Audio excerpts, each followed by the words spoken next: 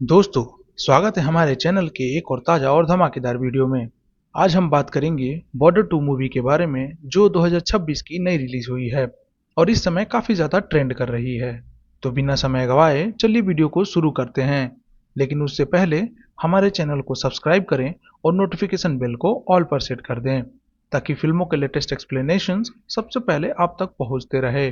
तो चलिए वीडियो की तरफ। मूवी की शुरुआत होती है 28 नवंबर 1971 इंडिया पाकिस्तान बॉर्डर से, जब पाकिस्तानी आतंकवादी भारत में घुसपैठ करने की कोशिश करते हैं, लेकिन अचानक उन्हें इंडियन सोल्जर्स चारों तरफ से घेर लेते हैं और आतंकवादियों में से कुछ को मार गिराते हैं। सोल्जर्स में मेन लीड का रोल निभाते हैं सनी देओल, जो भागते हुए आतंकियों को बॉर्डर क्रॉस करने से पहले ही मार गिराते हैं। फिर दिखाया जाता है Sikh regiment forward headquarter Jammu sector से, जहां सीनियर ऑफिसर और फतेह, जो सनी देओल का नाम था, वो दोनों अंदाजा लगाते हैं कि अगला हमला कश्मीर के किस हिस्से में हो सकता है, ईस्ट या वेस्ट। फिर पता चलता है कि पाकिस्तान चुपके से हिंदुस्तान में घुसने की कोशिश करेगा।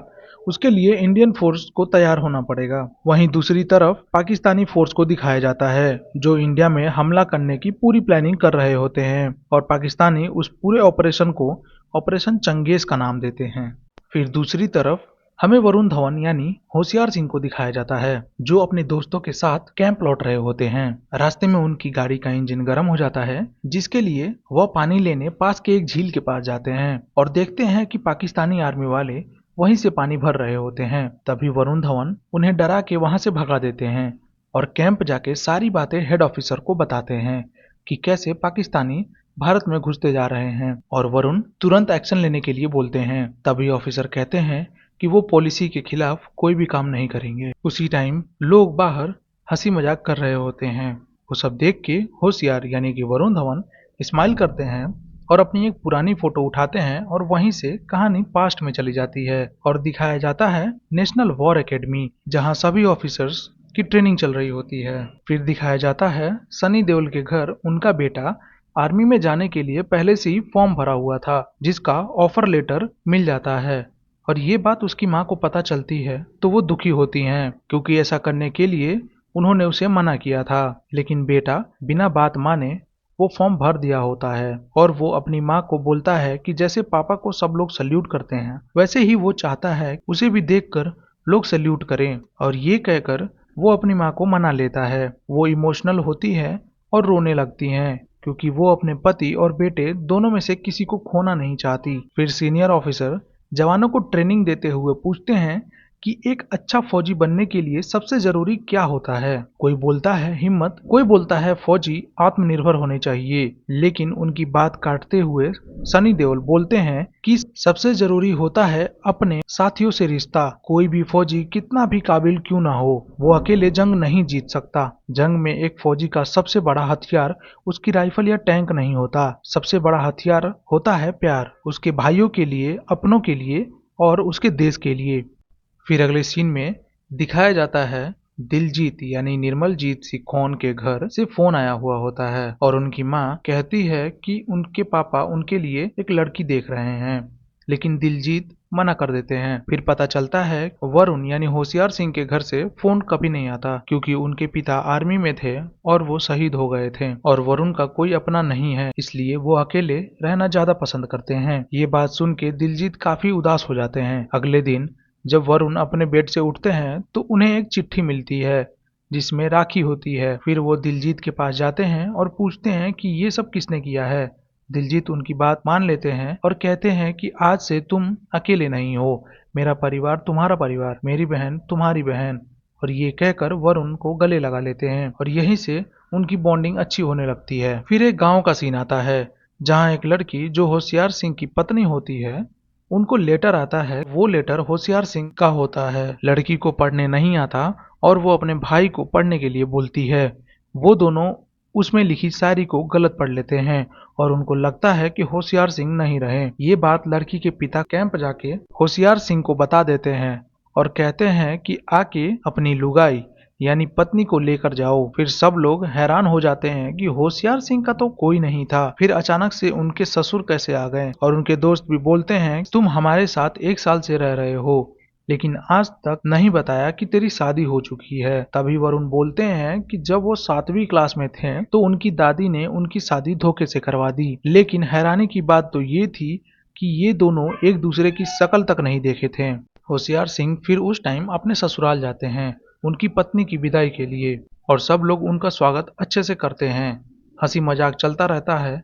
फिर उसके बाद वो अपनी पत्नी को लेकर अपने घर जाते हैं। उनके घर में वो और उनकी पत्नी ही होती हैं और बाकी कोई नहीं होता। वहाँ बहुत अच्छा एक सीन आता है जो ये था कि उनकी पत्नी कहती हैं कि पापा जी की कुछ तो निशानी होगी, क्योंकि उसकी माँ ने कहा था कि बिना सास ससुर के पैर छुए घर में मत घुसना। फिर होशियार सिंह अपने पापा की वर्दी निकाल देते हैं और वो उस वर्दी को प्रणाम करती है और कहती है कि जल्दी से हल्दी और झाड़ू लेके आएं, क्योंकि घर में बहुत सारी चींटियां हुई होती हैं। होशियार वो सब लेके आता है और वो गलती से अपना घूंघट उठा देती हैं। फिर होशियार और वो एक दूसरे को देखते रह जाते हैं। फिर वो बोलती हैं कि सब लोग बोलते हैं कि सारे फौजी खड़ूस होते हैं, लेकिन आप तो केवल मेरे नंदू जैसे दिखते हैं, एकदम शांत। फिर वरुण पूछते हैं कि ये नंदू कौन है, तो उनकी पत्नी बोलती है कि उनके बैल का नाम नंदू है, और उन दोनों का गहरा प्यार होता चला जाता है।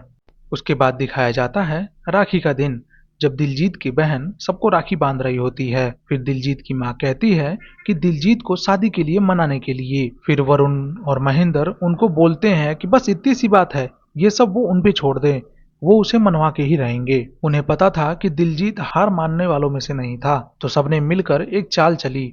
उन्होंने कहा ये लड़की की फोटो और उसके घर जाकर देकर आओ, क्योंकि उन्होंने शादी के लिए मना कर दिया है। फिर दिलजीत कहते हैं कि अरे बिना जाने बिना देखे ऐसे कैसे मना कर दिया। फिर वो उस लड़की की फोटो उसके घर लेकर जाते हैं और वहां पता चलता है कि उनके परिवार वालों ने उन्हें उल्लू बनाया है, और वहीं पर दोनों शादी के लिए मान जाते हैं और फिर उनकी खुशी खुशी शादी भी हो जाती है। लेकिन ये खुशी ज्यादा देर तक नहीं टिकती। खुशियां मनाई ही जा रही थी कि अचानक रेडियो पर खबर आती है कि पाकिस्तान और इंडिया के बीच बढ़ते तनाव को देखकर सैनिकों की छुट्टी रद्द कर दी गई है। फिर सब लोग अपने घर वालों को मिलकर उदास होकर विदा करते हुए दिखाई देते हैं। महेंद्र के घर उनकी बेटी अपने हाथ से बनाई गई दुर्गा माँ की फोटो देती है और कहती है कि माता आपकी रक्षा करेंगी। फिर वो वहां से चले जाते हैं। होशियार सिंह की पत्नी पेट से होती है, तो वो उसको बोलता है कि एक चिट्ठी लिखवा देना कि वो लड़की हुई या लड़का। फिर उनकी पत्नी उनसे शर्त लगाती है कि छोरा यानी लड़का ही होगा, लेकिन होशियार सिंह कहते हैं कि देख लेना, लाडली बेटी ही हमारे घर आएगी। फिर वो भी उन्हें विदा करके चले जाते हैं। फिर दिलजीत के घर वो अपनी पत्नी जो नई नई घर में आई हुई होती हैं, वो कहती हैं कि उनकी मेहंदी का रंग उतरने से पहले उनको आना पड़ेगा। फिर दिलजीत कहते हैं कि वो यूं गए और यूं आएंगे, और फिर वो अपने माता से मिलते हैं और वो कहती हैं कि बेटा खूब बहादुरी से लड़ना और जीत हासिल करके आना। जाते जाते वो अपने पिता से बोलते हैं कि उनकी मूंछ कभी नीचे नहीं होने देंगे, और ये कहकर वो वहां से चले जाते हैं। आपकी जानकारी के लिए बता दूं कि वरुण यानी होशियार सिंह इंडियन आर्मी में होते हैं। महेंद्र शिप और पानी के थ्रू लड़ने वाले होते हैं, यानी वो एक नेवी ऑफिसर होते हैं। ऋषि खोन इंडियन एयरफोर्स में फ्लाइंग ऑफिसर होते हैं।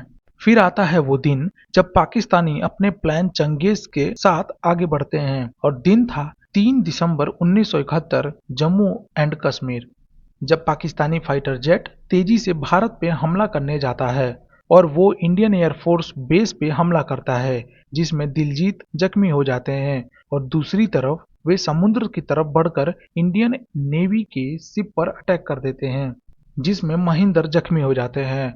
और उसी वक्त इंडियन आर्मी के बेस पर भी हमला हो जाता है, जिसमें होशियार सिंह भी जख्मी हो जाते हैं। सभी लोग इधर उधर भागने लगते हैं। वहीं पर सनी देओल देखते हैं कि जिस ब्रिज पर इंडियन आर्मी होती है उसी ब्रिज पर पाकिस्तानी आर्मी कब्जा कर कर बैठा हुआ होता है। तभी फतेह यानी सनी देओल प्लान बनाते हैं कि उन्हें चारों तरफ से घेरना पड़ेगा। फिर वो कुछ जवानों को गांव से 2 किलोमीटर दूर घुसने के लिए बोलते हैं और एक टीम को ईस्ट से हमला करने के लिए बोलते हैं, और वो कहते हैं कि सबसे पहले उनका एयर सपोर्ट सिस्टम उड़ाना होगा। फिर प्लान होता है कि एयर सपोर्ट सिस्टम को नहीं बल्कि वहां बैठे एक पाकिस्तानी सैनिक को चुपके से गोली मारनी होगी और उसके बाद वो सब लोग घुस जाएंगे और सबको मजा चखाएंगे। फिर मौका मिलते ही इंडियन आर्मी उस ब्रिज पर हमला कर देती है, लेकिन मौका मिलते ही एक सैनिक वहां से भाग निकलता है, लेकिन फतेह उसका पीछा करके उसको पाकिस्तान में घुसकर मार देते हैं। फिर पाकिस्तानी सीनियर ऑफिसर का कॉल आया हुआ होता है और वो बोलता है कि फतेह के बेटे को उन्होंने ही मारा है। फिर सीन पीछे जाता है 1 सितंबर 1965, नेशनल वॉर एकेडमी। फतेह के घर उनका बेटा अंगद का लेटर आता है जो अब इंडियन आर्मी में था। वो पढ़कर उनकी पत्नी को सुना ही रहे होते हैं कि अचानक दरवाजे पर कुछ ऑफिसर्स आते हैं और वो उनको बोलते हैं कि उनका बेटा शहीद हो गया है। यह सुनकर पिता और माँ दोनों बहुत ही ज्यादा टूट जाते हैं और उनके शहादत पर उनकी माँ उनको रो रो कर विदा कर देती है। उसके बाद फतेह गुरुद्वारे तो जाते हैं लेकिन अंदर नहीं जाते क्योंकि उनका भरोसा भगवान से उठ चुका था। फिर वो वापस चले जाते हैं। आगे प्रेजेंट डे का सीन दिखाया जाता है जब सबकी चिट्ठी आती है। किसी का बेटा उनके इंतजार में दिवाली के पटाखे बजा कर रखता है कि वो अपने पिता के साथ जलाएगा, और कोई पिता बन जाता है और किसी की माँ नहीं रहती। लेकिन होशियार की कोई चिट्ठी नहीं आती जिससे वो उदास होकर बैठ जाता है। लेकिन थोड़ी देर बाद एक चिट्ठी मिलती है जिसपे लिखा हुआ होता है हर्षल सिंह, लेकिन इस नाम से पूरे बटालियन में कोई नहीं था। फिर होशियार सिंह कहते हैं कि ये मेरी ही चिट्ठी है क्योंकि उनकी पत्नी ने लिखा होगा। वो चिट्ठी में कहती हैं कि डॉक्टर ने बोला है 1 हफ्ते बाद उनके परिवार 2 से 3 हो जाएंगे, लेकिन लड़की हुई या लड़का वो उनको खुद आकर देखना होगा। और सब लोग खुश हो जाते हैं और एक दूसरे को मिठाइयाँ बांटने लगते हैं। दूसरी तरफ हमें दिखाया जाता है कि पाकिस्तानी आर्मी इंडिया में अटैक करने के लिए प्लानिंग कर रहे होते हैं और हमला पानी के रास्ते करने वाले होते हैं और वो अपना सबमरीन इंडिया की तरफ भेज देते हैं। ये सब इंडियन नेवी की रडार में दिख जाता है। फिर महेंद्र ये सब देखकर चौंक जाता है और वो इमरजेंसी अलार्म बजा देता है। दिन था 14 दिसंबर 1971, नॉर्थ अरेबियन सी और इंडियन नेवी शिप पर पाकिस्तान का हमला हो जाता है। फिर इंडियन एयरफोर्स में तुरंत इमरजेंसी लगा दी जाती है और पता चलता है कि पाकिस्तानी सैनिक एलओसी पार करके सीधा श्रीनगर की तरफ बढ़ रहे होते हैं। तभी इंडियन एयरफोर्स अपने जेट के साथ लड़ने के लिए तैयार हो जाते हैं। देखा जाता है कि पाकिस्तानी जेट सीधा इंडियन एयरफोर्स की तरफ बढ़ने लगता है। तभी सिखोन यानी दिलजीत अपने जेट से टेक ऑफ करने लगते हैं, लेकिन उस टाइम टेक ऑफ करने की परमिशन नहीं होती। उसके बावजूद भी वो आसमान में उड़ जाते हैं और जाके दुश्मन के एक विमान को उड़ा देते हैं, लेकिन 3 विमान अभी भी रह जाते हैं। उड़ते उड़ते सिखोन कब पाकिस्तान में पहुंच जाते हैं उन्हें पता नहीं चलता। दूसरी तरफ इंडियन नेवी की जहाज पानी में डूब रही होती है क्योंकि हमला अचानक से हुआ था। फिर महेंद्र हिम्मत बनाकर सामने से आ रहे दुश्मनों की जहाज पर मिसाइल दाग देते हैं और मिसाइल सीधा पाकिस्तानी सबमरीन में जाकर लगती है, लेकिन वो लोग पानी के ऊपर आकर सीधा महेंद्र पर मिसाइल दाग देते हैं जिससे वो पूरी तरह घायल हो जाता है।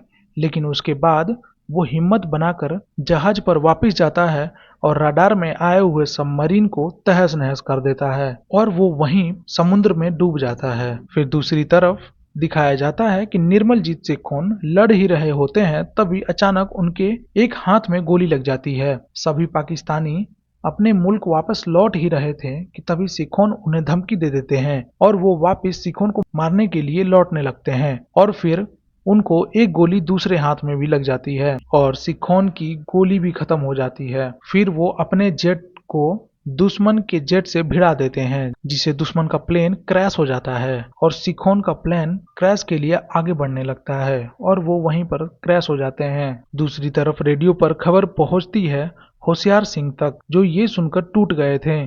लेकिन तभी पाकिस्तान फिर दूसरे हमले की प्लानिंग करता है, लेकिन इंडिया भी पीछे क्यों रहे। इंडियन सोल्जर्स भी अपने प्लान के लिए रेडी रहते हैं। होशियार सिंह अपने टीम के साथ दुश्मनों को चुन चुन के मारने की प्लानिंग कर रहे होते हैं और वो अपनी फौज के साथ इंडिया पाकिस्तान बॉर्डर पर तैनात हो जाते हैं और एक एक करके गोला बारूद पाकिस्तान की तरफ चलने लगते हैं और इंडिया पाकिस्तान के सामने से हमला करता है जिसमें कई भारतीय जवान शहीद हो जाते हैं। लेकिन कुछ देर बाद इंडियन सोल्जर्स पाकिस्तान पर भारी पड़ जाते हैं और पाकिस्तानी ऑफिसर और फतेह में हाथापाई हो जाती है और वहीं वो ऑफिसर था जिसने उनके बेटे अंगद को मारा था, लेकिन वो उसे मारते नहीं, उसे पकड़ लेते हैं। सबको लगता है कि जंग खत्म हुई, लेकिन अचानक होशियार सिंह को गोली लग जाती है और वो बच जाते हैं। कहानी में और सस्पेंस बढ़ता जाता है कि तभी पाकिस्तानी टैंक लेकर आ जाते हैं और वहीं होशियार सिंह घायल पड़े हुए होते हैं। जैसे ही दुश्मन उन्हें मारने की कोशिश करता है, वैसे ही फतेह अपनी मिसाइल से उनकी गर्दन उड़ा देते हैं और सारे टैंक्स को मिसाइल से उड़ा देते हैं, जिससे पाकिस्तान को एक बार फिर शर्म से झुकना पड़ता है और सारे हिंदुस्तानी भारतीय झंडे को सैल्यूट करते हैं और अपने साथियों का पार्थिव शरीर एक एक करके उनके घर पहुंचा देते हैं और यहीं पर मूवी की एंडिंग हो जाती है। तो दोस्तों, उम्मीद करता हूं कि ये मूवी आपको पसंद आई होगी। तो मिलते हैं एक अगले वीडियो में किसी और मस्त और जबरदस्त मूवी के साथ। तब तक के लिए अपना ख्याल रखें। जय हिंद, जय भारत।